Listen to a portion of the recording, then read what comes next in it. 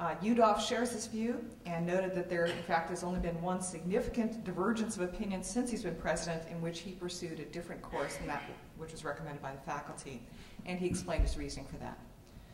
The second thing I'd like to do is to relay to you some of the statements from which I think you can take heart. And this is a quote: "My job is to preserve, protect, and defend the University of California. I'm also charged with balancing the budget." He also feels that the nation needs for us to succeed. We are a bellwether for higher education across the nation, and we must succeed without lapsing into mediocrity. And I think you've seen him say that publicly. His goal right now is to stabilize the University of California, the budget, reset the funding basis, and again, a direct quote, "fight like hell with Sacramento and Washington to build support." So, speaking on behalf of the Senate leadership, we came away with a clear sense of his passion for the University of California as an institution and for preserving the scope of our mission, the quality, and access for our students.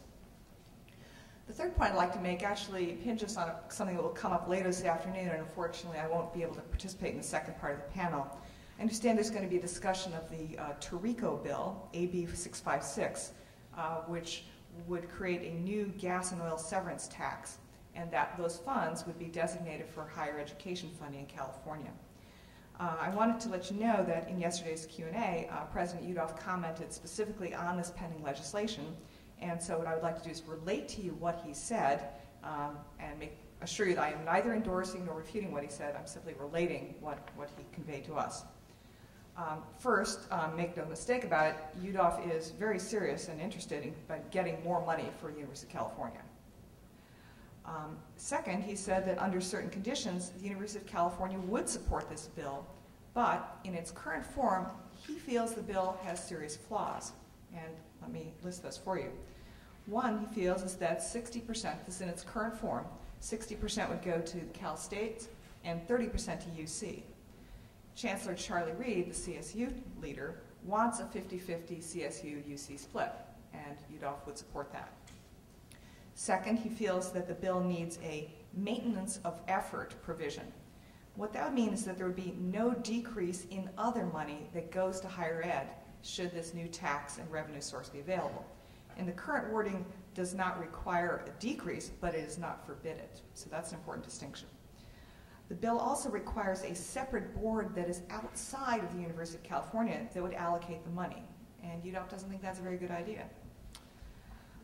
So he has concerns about the current form, but the bottom line is the UC is going to be working with Tarico to refine the bill. And so I'm sure you'll be talking about that more in the next session. Finally, my last point, faculty as members of the Academic Senate and through our system of shared governance do have key roles to play in conversations about how we solve these financial problems and how we ensure excellence in education and research and how we do that with less money. So let me put forward 3 suggestions. First, the Gould Commission on the Future of the University of California has work groups, and we need our faculty to participate in those work groups.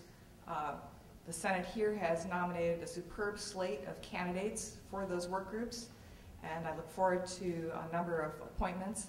And we will work with those people and then again with you to ensure that communication between our campus and the committee is very strong and robust.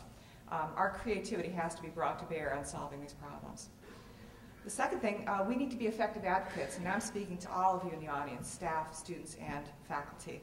I put brochures out in the front. These are created by our Office of Government Relations. And you can sign up, indicate your role, what kind of person you are, public, student, faculty, donor, friend, degree holder, community partner, any of those kinds, and be part of an organized effort to advocate on behalf of the University of California. There's a stack of those brochures out there, and we're going to be arranging to have these stuffed in all of your mailboxes, so either electronic or paper, so you can't avoid them. And finally, write op-eds. Okay, so we have a chance to advocate ourselves as individuals on behalf of the University of California. And I'd like to give you a heads up that in the New York Times Magazine next Sunday, this coming Sunday, there will be a letter that is co-signed by all of the chairs of the Senate at all the campuses of the University of California advocating on our behalf. So thanks very much. Thank you, Professor Garrell. There are a number of seats in front, so I'd encourage the folks in the back to please come on up and take a seat. Our next speaker is Claudia Mitchell-Kernan. She has served as Vice Chancellor for Graduate Studies and the Dean of the Graduate Division at UCLA for the past 14 years. She is a member of the Chancellor's Executive Committee and serves as the campus-wide advocate for the advancement of graduate education and works to ensure that standards of excellence, fairness, and equity are maintained. Claudia Mitchell-Kernan.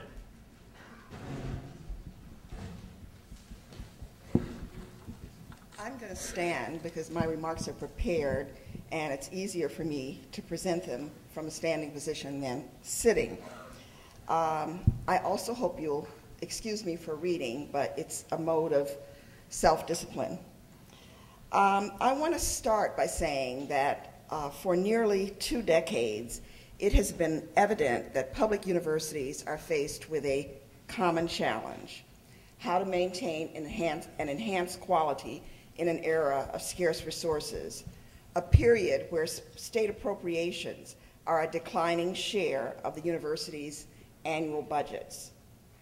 If we want to save UCLA and defend the public university, one place we might begin, I think, is to better assimilate our budgetary realities. UCLA's 2007-2008 financial report shows that 37.3% of the revenue for that fiscal year came from public sources. This includes 16% from the state and 21.3% from the federal government, all public resources. Student tuition and fees provided 8.4%, and it may become as a surprise to many of you that gifts accounted for only 4.1%. About half of that year's revenues, $4.1 billion, had as their source sales and service enterprises, including teaching hospitals and other auxiliary enterprises such as student housing. State appropriations are a declining share of the budget for a number of reasons. Among these are that more institutions are competing for portions of state revenue, and laws have set limits that reduce flexibility to adjust revenue streams through taxation. A particularly pernicious idea has taken deep root, although its impact is difficult to quantify. That idea is that government and public institutions are by their very nature poorly run, wasteful, and of dubious quality. The University of California is a clear exception to this idea, and there seems to be a movement afoot to diminish it so that its character is more consistent with the poor performance said to be intrinsic to public institutions. Our elected officials apparently are willing to sacrifice what is arguably the greatest public university in the world to avoid raising taxes. Surely they cannot believe that it's in the interests of the state's posterity to do so, nor does it bode well for the economic health of our state. What on earth could make responsible people undermine their future? The only answer that I have been able to come up with is for more immediate gains. It isn't just UC, but all of public education in California that is at risk. The struggle to achieve diversity in our institutions has been one fought in a very public way with individuals and with university insiders, including regents, actually defaming some individual aspirants to a UC education as unqualified and unworthy. On the other hand, other groups have been encouraged to believe that inferior applicants for admission are getting places at UC that they themselves should be entitled to fill.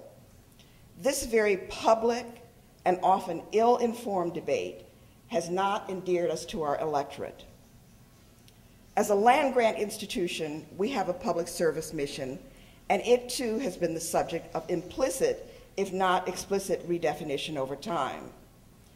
Despite public education's continuing contributions to providing the educated workforce for today's economy, we, like many universities, suffer from being seen as removed from our increasingly complex and diverse community of state, of city, and of society at large.